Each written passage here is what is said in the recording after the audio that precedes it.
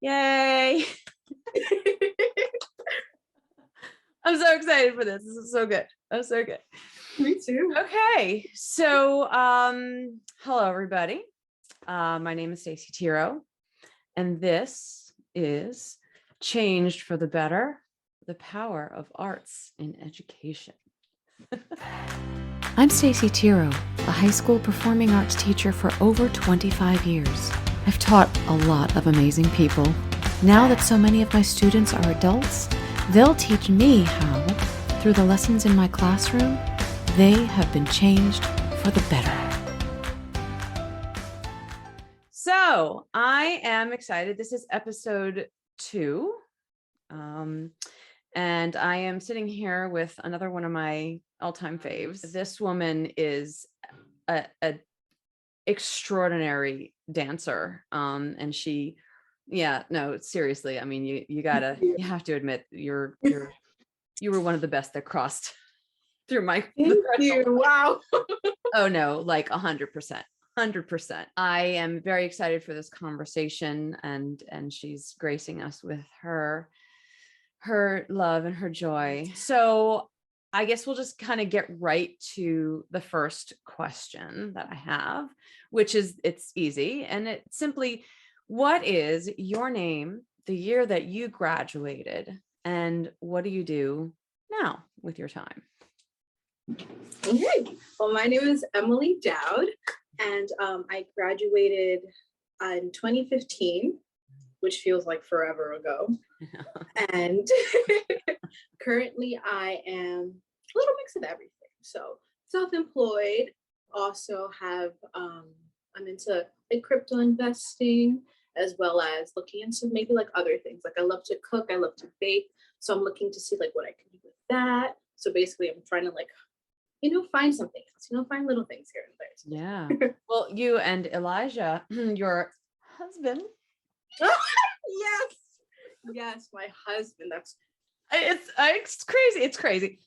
So Emily and Elijah were dating towards the end of high school, and they made it. They made it through college, and they got married, which I'm like so excited about. But you and Elijah kind of had a business there right after college. You want to talk about that for half a second? Yes. So literally right after college, Elijah and I created the Green Street Company, which was a juice and smoothie bar. It was literally like the month after we graduated, we started. It was up in Binghamton, New York, in a vegan cafe. And, we got started, it opened in October. And we just started from there, just like, pew. And it was one of the best experiences ever to be able to create something like from scratch, like the menu, the cost, like just everything was fantastic. But then unfortunately COVID hit, so it put a big actually damper on. Well, yeah, and I gotta say, so you all brought it back home to Rockland when she came back, and everybody's locked down, and Elijah and I had been talking a lot about this company for a while, and I was so excited. I was like, oh my God, smoothies. And then y'all started doing it in Rockland, like from home, and then doing home deliveries. So of course I had my home deliveries, and I stuck them in the freezer, and I took them out every once in a while. They were good. They were really good. I was hoping that at some point you'd say like, okay, we're gonna reopen up Green Street and make it happen again. So I'm crossing my fingers for that one. Conversations about that. So we'll see. Hopefully. Good. I'm excited. I'll be first online. Okay, so the way this works is I have a list of 10 questions, and you've already answered the first one. Yay. So the questions are about you as an adolescent, and some of the things that you learned in high school, in my classroom, and then how has any of that translated and brought with you to your now adult self. And so we'll kind of, that'll unfold as the questions are answered by you.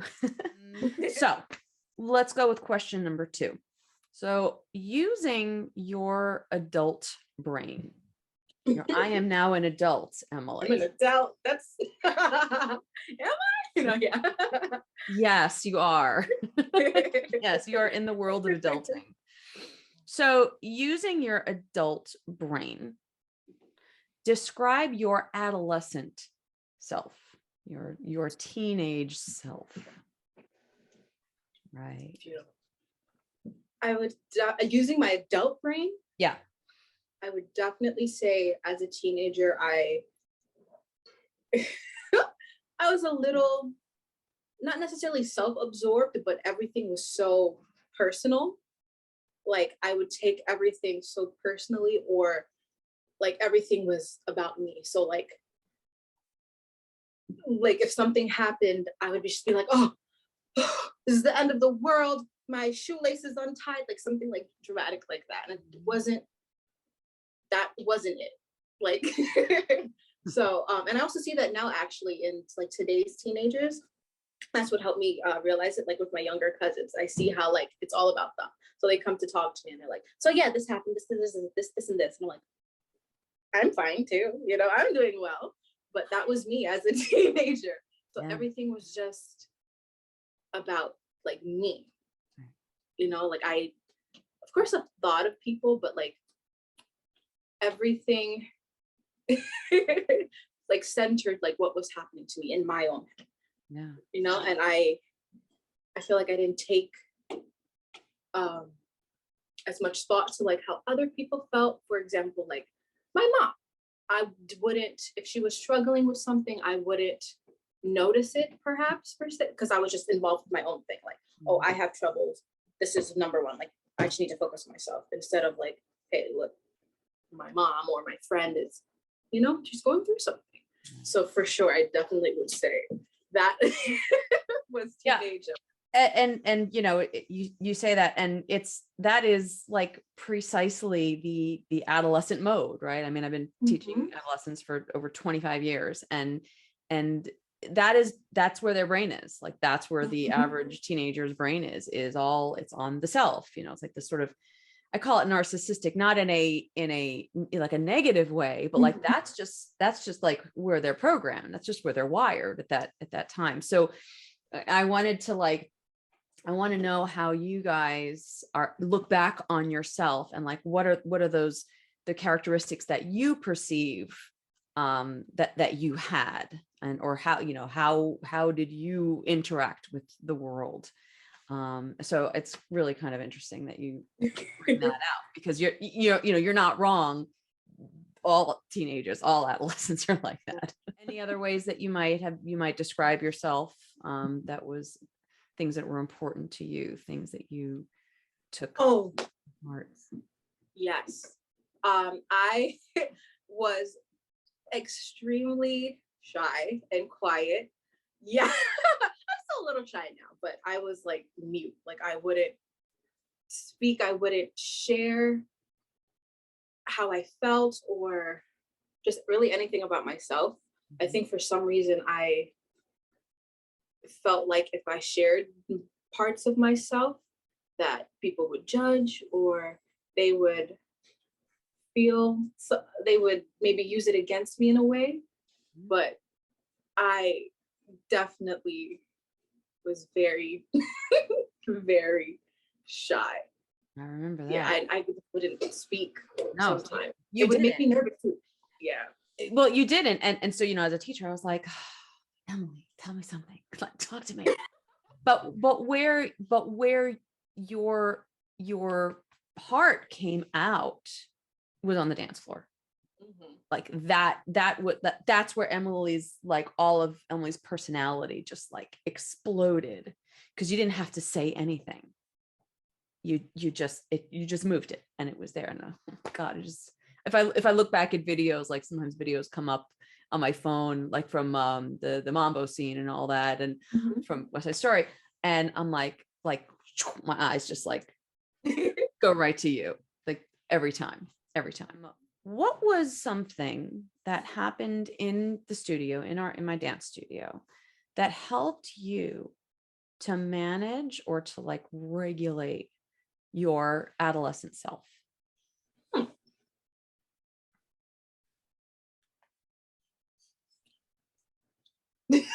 Honestly, I feel like overall just having a space where I could dance, because like that was my expression. That's how I would express myself, because I wouldn't want to talk. So just having a space where I can express myself in that way and not feel like judged per se, and making friends there and people who feel like similarly, and also use whether it's like theater, singing, dancing to express themselves, just really helped me feel comfortable and just it gave me a space where I could just like breathe sometimes, because being in school, whether it was like actual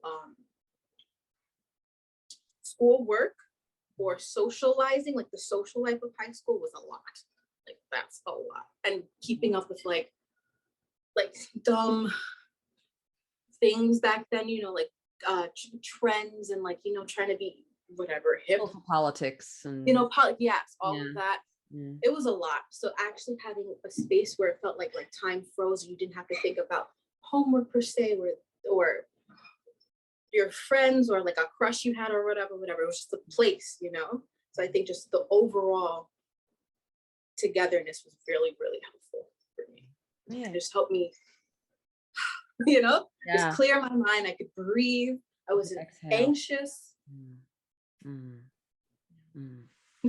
Yeah, and I love that. I mean, I feel that way too when I'm in there too. Like, and it's the space and it's the culture, it's all of these things. But even when I'm having just trouble coping, I walk in the door and I sit down or I start teaching a class, and it's like nothing else matters. You know, nothing, we can, like, everything else just kind of goes away for 30 minutes, an hour, 2 hours, whatever the length of time it is that we're working on whatever we're working on. And it blocks everything else out, and it gives you the time to exhale and to reset, and then to kind of come back into yourself in a sort of de-escalated space. And then you walk out and you deal with the rest of your life. But yeah, I feel the same way, you know, about the space. And you know, I'm the teacher, but it's like, but I also get that feeling of Yeah. Walk and you see the floors, the mirror, you're just like, I'm home. I'm away from home. It's true. It's true. So question 4. What are some of the lessons that you learned in that studio? And you've been in a lot of dance studios in your life, but I think particularly there, that you think about or that you use today. Oh, okay. So, okay, in that space studio, I felt like it was okay to let's back up. In my old studios, you would have to almost like be the best, or like dance the best and do this the best to get the part, or to you know, to be up front and shine and stuff. But I felt like in your studio, you don't necessarily have to be the best dancer, but you can be a part of it as well, and you can have fun, and you can still enjoy yourself just as much as like maybe the person who sings the best or can dance the best, but you're still there. You will still have some spotlight. You don't have to necessarily be the best to be in it, if that makes sense. I hope I'm making sense. Yeah. Because I'm not a singer. I can't sing, but I felt okay to sing and to act. Oh, I was so nervous and so anxious. And when you cast me in Bad Audition by Bad Actors, I finally felt like I had a chance. I was like, okay, yay, I can now show what I got, because I was so anxious every other time. And I thank you for giving me a chance to just, you know, show what I got. You know, I might have been like the best actor there, but I got the chance, and it was, you know, like I could be there, you know? That's one of the it's like both the amazing and the most frustrating parts of my job, because I like everybody walks in and you're kind of like a blank slate to me, and like people start showing like little sparks of something, whatever it is, little talents, little skills, things that they're connected with. And I'm like, you're so much more than this like thing that you think you are. You can do so much more. And the frustrating part is that, the kids being in their head all the time and all the, the crazy adolescent stuff, they don't understand. They don't believe it. I have to literally like beat it into their heads to like crack it open and try something different. So when they do, it's like, yeah, you figured it out. Yay. Yes, exactly. It made me go, I felt okay to try new things too, and not just stick to dancing. That was my comfort zone, like I knew I was okay at it, but it allowed me to step outside my comfort zone a little bit. And do you think that you're taking that with you, now in terms of the things that you're choosing to try to do?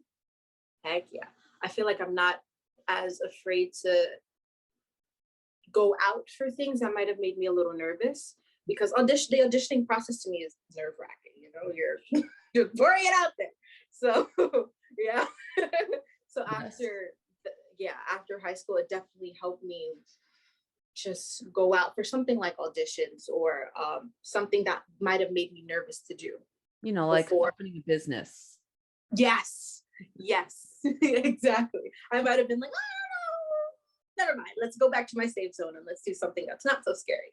It definitely helped me, push my boundaries a little bit, because I was an anxious mess. Yeah. Do you still not define yourself, but like connect with being an anxious person? Is that part of who you are? I guess so. Mm-hmm. Like I never really realized that until I think the end of high school, when I was like, wow, you're just anxious, you're nervous. But yeah, I think so. I can be. For sure. I think we're probably going to talk more about that too, but let me move on to question what I think is 5. Oh, and you know what? I think this ties right into that. So it's how have you changed since you graduated from high school? How has it changed? I would say a couple of things. I feel like now I acknowledge my anxiety and I actually try to push forward. Sometimes I would be like, I don't want to do that. Like, and stop. Like, okay, not that I don't want to do it. I want to do that, but I'm too scared to do that. So I wouldn't go for it. And I would just be like, okay, never mind. And then end up regretting it because I wanted to do it, or I wouldn't do it full out, I would say. Now I will still get nervous, of course, but then I would talk to myself and be like, okay, but how are you going to feel after? If you don't do this, you're going to regret it and be upset with yourself. So I definitely push myself a little more. And another thing I would say what changed after high school is I started thinking outside of what I knew.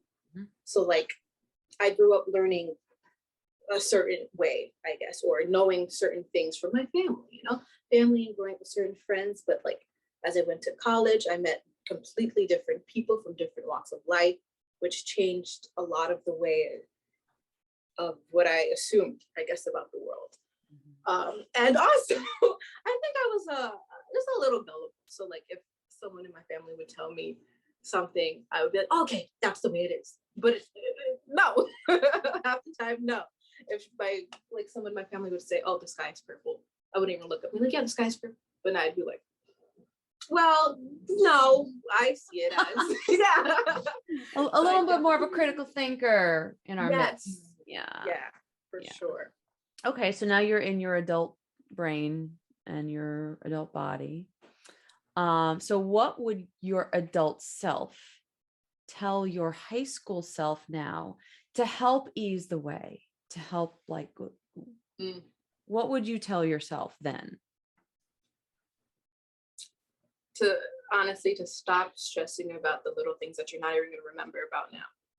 Like I don't remember a good chunk of high school, but I remember how I felt. And I was really stressed.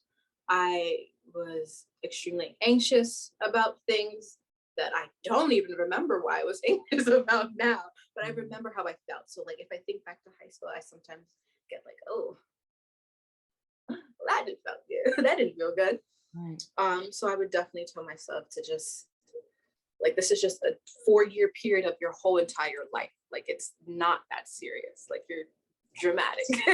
No, it really isn't that serious. I'm laughing because I just had the conversation with Manny and I asked him the same question and he basically said, it's not all that.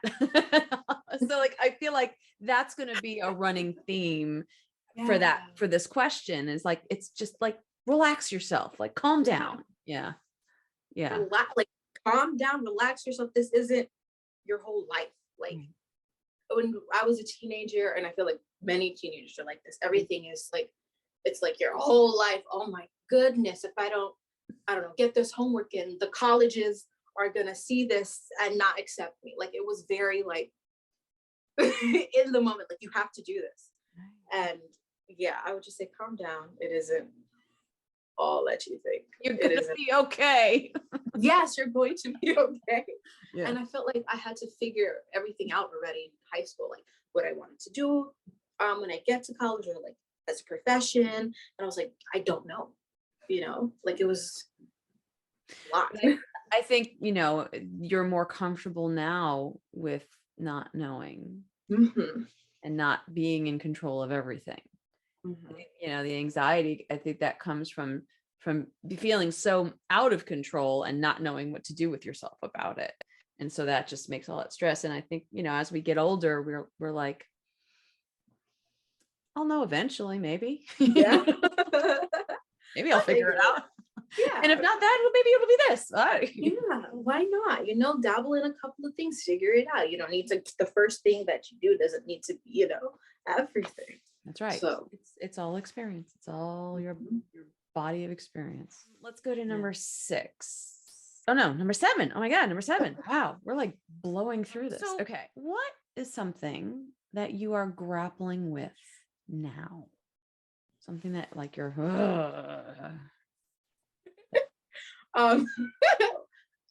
of things.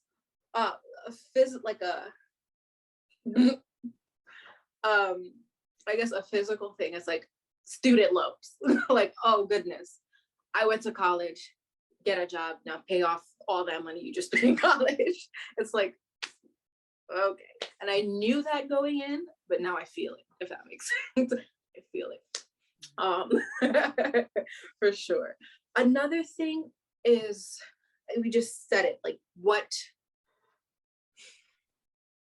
I want to do in life. I always thought that you had to like pick a job, like I'm gonna be a doctor and just be a doctor, but I like a lot of different things. Like, I want to open up a bakery one day because I love to bake and I love to make desserts. I need to continue dancing. I haven't danced in like 3 years, so I want to. Woman, you are depriving us. Yeah, my body's feeling it too. Yeah. My body. Yeah. It doesn't get easier, I'll tell you that. 24 and I feel my back. It's like, you can't bend the same anymore. Yeah, you have to make adjustments. You have to mitigate that. Okay. So for sure, like, just, I can do multiple things, it doesn't just have to be the one profession. Like, I want to bake, dance, interior design, I don't know, like, I can dabble in a whole bunch of other things. Mhm. One other thing I think I am still working on is my anxiety. Like I feel like it's a little more in my personal life, my anxiety, because for some reason, like when I work, it disappears. Maybe I turn into a whole new, I don't know, a whole new person. But like once I cross that like work barrier, like I'm going from my car to work, something like that, then it's like, okay, this is my work mode. I have no idea. It's like a Well, different personality. well, wait, no, we were just kind of talking about this, when you walked into the studio, right? And all of that stuff went away. You had a common goal, you had some things to work on, things to distract you, right? Distraction is like the best antidote, at least temporarily, for anxiety. So it makes sense if you like what you're doing, even a little bit, then you can put all that other stuff away and kind of be in that moment. But then you get home and it's like, yes, it all comes back. Like everything that's happening in your life, and it's like, oh, okay, I have to deal with this now and this. And also I feel like when it comes to work, I feel like there are other people relying on me. So I have to, like, I can't be anxious, or I can't not do my best. And then some. Like I'm trying to get out of this, but I used to be like a really bad people pleaser. It's so bad. But like I just had to make sure they liked me, or that they see that I'm doing a good job, or I'm doing enough for them, for other people. I feel like, especially at work. So I'm like, okay, I'll do this and I'll do this too, until like I'm driven a little crazy. But definitely working on that. boundaries. Yes. Boundaries. Sometimes we gotta go. You gotta stop. No. Here. Step back. Mm-hmm. Yeah. Well, those are big things, but it sounds like you have I want to say realistic. Like I feel like you kind of have a healthy look on how you're managing those things, and the financial stuff. Well, Student loan. yeah, and it all mixes together, which also helps the anxiety. Yeah. But okay, let's go to question number 8. So I want you to tell me one thing that you miss about your high school self, and one thing that has gotten better about your adult self. And I know we talked about anxiety, and maybe that's what it is, but see what comes out. Okay. The one thing that I miss about my high school self, and one thing that got better.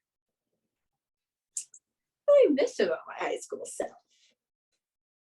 Well, that I could, if they're talking specifically physical, that I could split and jump and bend better. Yeah, that's one thing I miss about my high school self.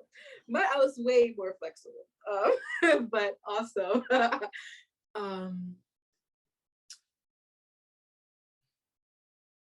I feel like I was almost oblivious to, I don't know if it's oblivious / like innocence or ignorance, just to like everything else that was happening around me, maybe like the outside world or familial issues. But it was because I guess it was so me. I didn't know what was happening, I guess, around me. And now it's like, oh, I wish I didn't know this. Or like, because I can be very empathetic, so sometimes I may feel someone else's pain. And I don't want to do that. I don't want to feel that, like, as bad as you do or anything. So is the adolescent narcissism sort of like the boundary for that? Yeah, like it almost protects you in a way from the outside, world, or things that may happen on the news. I didn't watch the news when I was a teenager, so I didn't see what was going on in the world or pay much attention to that because I just didn't want to. Yeah. Now I'm it's hard not to see, you know. No, it's true. And being a teacher, you know, being an empathetic teacher, you wind up absorbing a lot of the stuff that happened to your kids and their moods and their experiences. And then they, you know, they sort of like, I don't know, they kind of dump, you know, their stuff onto you, whether it's, you know, venting or lashing out or, you know, whatever their sort of emotional outlets are. And you know, as an adult, you want to absorb it so that you can help them, but sometimes it's just like, and now go away. Yes. I need to let this go. Yeah. I hear you. I hear that. And then, and so what is, well, maybe you did answer it. One thing that has gotten better. Ooh, I would say maybe confidence. I would say I feel a lot more confident in the unknown also, because I could still be like a little like I need to know every detail of today, like if I'm going on like a job interview, what are all the questions they're going to ask me? Like I would look up when I was a teenager, just look up every single question, just study it. Okay, they could be asking this to ease my anxiety, I should say. But now I would look up a couple, but then I'd be like, you know, let me just take it. Whatever question they ask, I can answer it. I'll be able to answer it. Like having the confidence in myself to like, you know, be okay with not knowing everything. Yeah. So. And that happen, you know, that happens with age. You go around the block a couple times and then you're like, oh yeah, I'll be all right. And you're like, yeah, I'll be all right. It's not the end of the world. Like it's not all that. Yeah, literally. Right. Yeah. I remember when I was younger and choreographing and doing all that, I would like write everything down in stick figures and counts and I did that for West Side Story too, because West Side Story was like a freaking bear. But more times than not now, I'd say maybe in the last 10, 15 years, not as much gets written down ahead of time.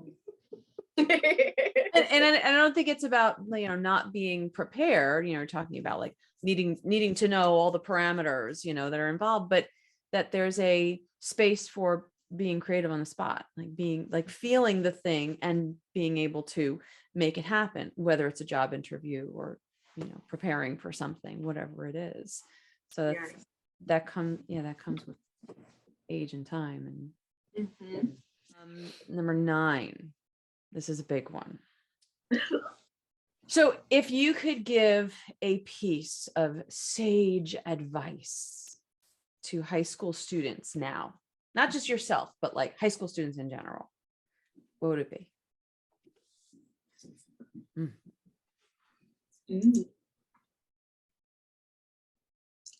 I would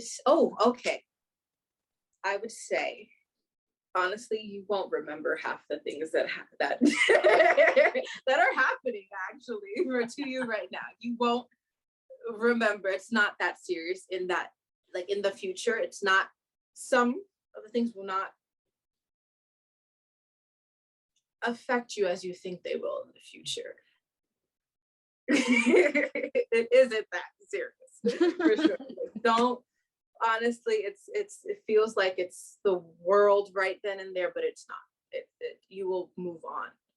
You will be okay. And also just don't be afraid to dabble into something new or try something that you never thought of trying before. You know, like if you're a dancer, why don't you go and play an instrument or something? Or if it is something that you want to try, but you're afraid, just go try it. You don't want to regret it. You don't want to be like, oh, dang, when I was younger, I should have tried this or I should have done that. Just do it. Go. Just don't think about, oh, what if it doesn't work out or anything. Just go. It does not hurt to try it out. Open and go. Do it. Yeah, just go. Yeah. And also for like when it comes to going into college, it's okay not to know what you're going to major in at first. Like I had no idea. I actually went in undecided, which allowed me to, you know, dabble in a couple of things here and there. So just don't stress yourself out about that. And, you know, just live your life. You're only young once, I guess. You know? But that's good. Like I was kind of hoping you were going to say something like that, actually. Yeah. You know, yeah, like, you know, you have responsibility and you have things that you need to do and you have to be prepared and organized and do your homework and all that. But like enjoy it. You know, let loose. Like, you know, you're only that age for so long. I know. Join thespians. A lot of fun. Yeah, go to thespians. Just dance for crying out loud, you know. Yeah. Yeah. Okay, so we have gotten to our 10th question. And I really like this question because it really has nothing to do with high school or any of that, but it has to do with like, how do you take care of yourself? So what are 3 self-care practices that you do now just to help center or to regulate yourself? Okay, so I get into my car and I drive away just somewhere. Half the time I don't even know where it is. I just drive away, and sometimes I'll park my car if I like while I'm just driving in a random direction. I might find like a beautiful scene. Like I live in a mountainous area, so there's lots of like scenic places, and I just might park there and just you know, just let it out, just breathe, look at the beautiful world we live in physically. Like it's beautiful. And just honestly just stop thinking. Like there's a lot going on in our lives now. Just look out and look at the birds and the animals. I'll just sit and just literally just be like, and it's quiet and it's very, very peaceful. So that's one thing I really love to do. Another self-care practice I would say is eating. I love to eat and cook. So I would say I would cook and then eat my food. It can be very therapeutic. And I like trying new things. So like on TV, if I see, like I'm really into Korean food now. So if I see like, we just actually did a Korean barbecue spread like an hour ago.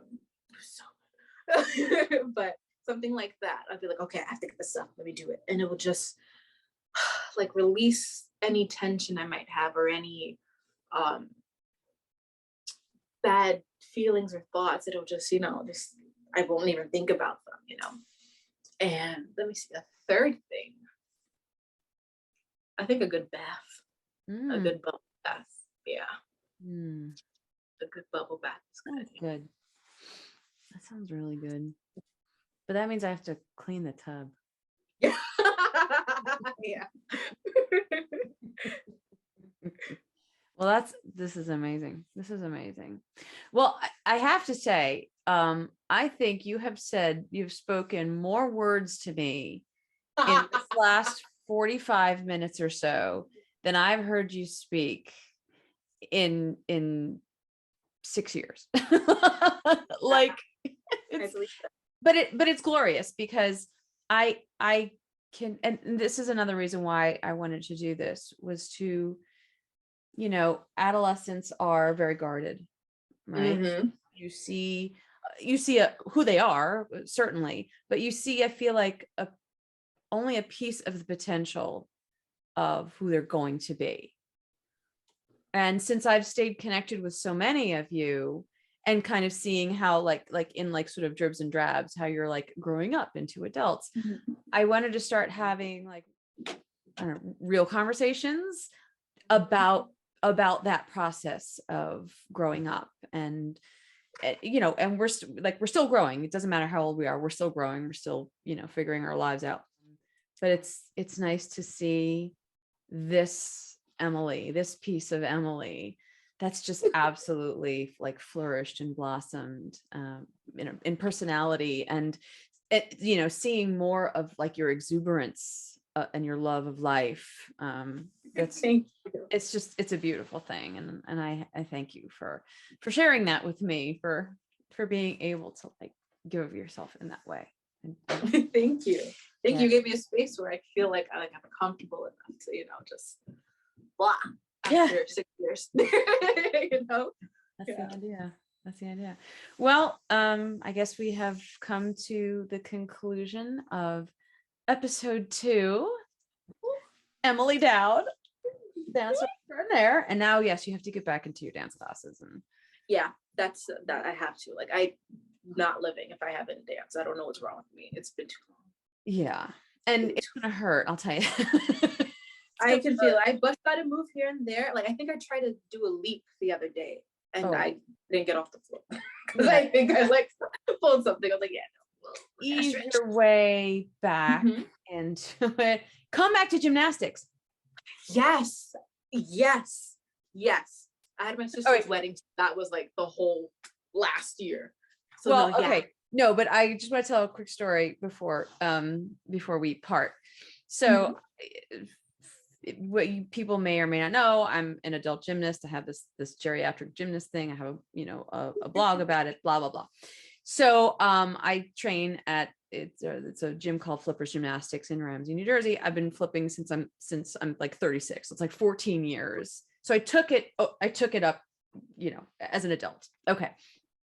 So I'm there one Sunday morning it was either a Sunday morning or Tuesday night. I can't remember which one it was, but I'm like, we're getting ready to start class.